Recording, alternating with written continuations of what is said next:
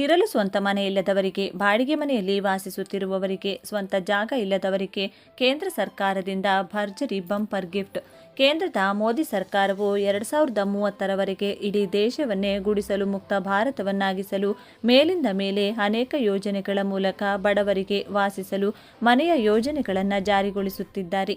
ಆದರೆ ಇನ್ನೂ ಕೂಡ ಸಾಕಷ್ಟು ಜನರಿಗೆ, ನಿಜವಾದ ಬಡ ಕುಟುಂಬಗಳಿಗೆ, ಫಲಾನುಭವಿಗಳಿಗೆ ಈ ಯೋಜನೆಯ ಸಂಪೂರ್ಣ ಲಾಭ ದೊರೆಯುತ್ತಿಲ್ಲ.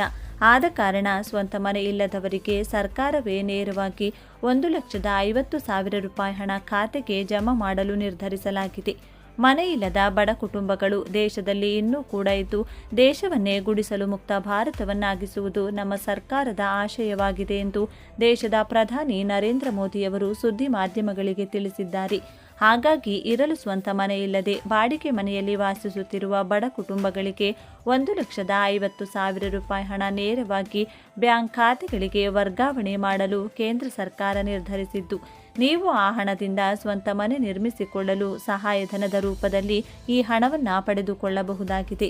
ಬನ್ನಿ, ಹಾಗಿದ್ರೆ ಈ ಯೋಜನೆ ಅಡಿಯಲ್ಲಿ ಅರ್ಜಿಯನ್ನು ಸಲ್ಲಿಸುವುದು ಹೇಗೆ, ಅಗತ್ಯವಾಗಿ ಬೇಕಾಗುವ ದಾಖಲೆಗಳು ಏನೇನು, ಯಾರೆಲ್ಲ ಅರ್ಜಿಯನ್ನು ಸಲ್ಲಿಸಬಹುದು, ಹಣ ಯಾವಾಗ ನಮ್ಮ ಖಾತೆಗೆ ಬರುತ್ತದೆ, ಈ ಎಲ್ಲ ಸಂಪೂರ್ಣ ಮಾಹಿತಿಯನ್ನು ತಿಳಿದುಕೊಳ್ಳಲು ತಪ್ಪದೆ ವಿಡಿಯೋವನ್ನು ಕೊನೆವರೆಗೂ ನೋಡಿ.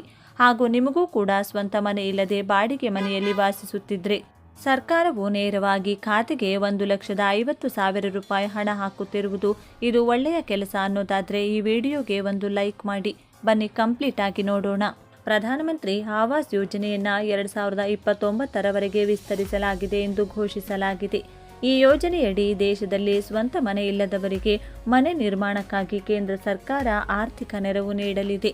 ಇದರ ಜೊತೆಗೆ ರಾಜ್ಯ ಸರ್ಕಾರಗಳು ಸಹ ಬಡವರ ಮನೆ ನಿರ್ಮಾಣಕ್ಕೆ ಸಹಾಯ ಮಾಡುತ್ತಿವೆ. ಕೇಂದ್ರ ಮತ್ತು ರಾಜ್ಯ ಸರ್ಕಾರಗಳಿಂದ ದೊರೆಯುವ ಈ ನೆರವಿಗೆ ಮೂಲಕ ಸಾಮಾನ್ಯ ಹಾಗೂ ಮಾಧ್ಯಮ ವರ್ಗದ ಜನರು ತಮ್ಮ ಸ್ವಂತ ಮನೆ ನಿರ್ಮಿಸಿಕೊಳ್ಳಬಹುದು. ಅರ್ಹತೆಗಳು: ಸ್ವಂತ ಮನೆ ಇರಬಾರದು, ರೇಷನ್ ಕಾರ್ಡ್ ಹೊಂದಿರಬೇಕು, ಅರ್ಜಿದಾರರು ಕಡಿಮೆ ಆದಾಯ ವರ್ಗಕ್ಕೆ ಸೇರಿದವರಾಗಿರಬೇಕು, Aadhaar card, ration card, PAN card, ಜಾತಿ ಪ್ರಮಾಣಪತ್ರ, ವಿಳಾಸ ಪುರಾವೆ, ಆದಾಯ ಪ್ರಮಾಣಪತ್ರ ಸೇರಿದಂತೆ ಅಗತ್ಯ ದಾಖಲೆಗಳನ್ನು ಸಲ್ಲಿಸಬೇಕು.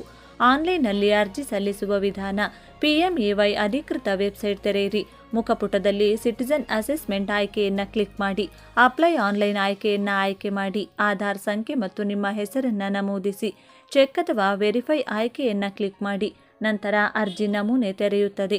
ರಾಜ್ಯ, ಜಿಲ್ಲೆ, ಕುಟುಂಬದ ಮುಖ್ಯಸ್ಥರ ಹೆಸರು, ವಿಳಾಸ, ಮೊಬೈಲ್ ಸಂಖ್ಯೆ, ವಾರ್ಷಿಕ ಆದಾಯ, ಬ್ಯಾಂಕ್ ಖಾತೆಯ ವಿವರಗಳು ಇತ್ಯಾದಿಗಳನ್ನು ಭರ್ತಿ ಮಾಡಿ ಕ್ಯಾಪ್ಚಾ ಕೋಡ್ ನಮೂದಿಸಿ ಸಬ್ಮಿಟ್ ಬಟನ್ ಒತ್ತಿ. ಸಲ್ಲಿಸಿದ ನಂತರ ಅಸೆಸ್ಮೆಂಟ್ ನಂಬರ್ ಅಥವಾ ಅಪ್ಲಿಕೇಶನ್ ನಂಬರ್ ಕಾಣಿಸುತ್ತದೆ.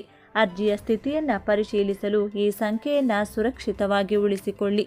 ಅರ್ಜಿ ಸಲ್ಲಿಸಿದ ನಂತರ ಏನಾಗುತ್ತದೆ? ನೀವು ಆನ್ಲೈನ್ನಲ್ಲಿ ಅರ್ಜಿ ಸಲ್ಲಿಸಿದ ಬಳಿಕ ಅದು ಸರ್ಕಾರಿ ಅಧಿಕಾರಿಗಳ ಪರಿಶೀಲನೆಗೆ ಹೋಗುತ್ತದೆ. ಅಧಿಕಾರಿಗಳು ನಿಮ್ಮ ಅರ್ಹತೆಯನ್ನು ಪರಿಶೀಲಿಸಿ ದೃಢೀಕರಿಸುತ್ತಾರೆ.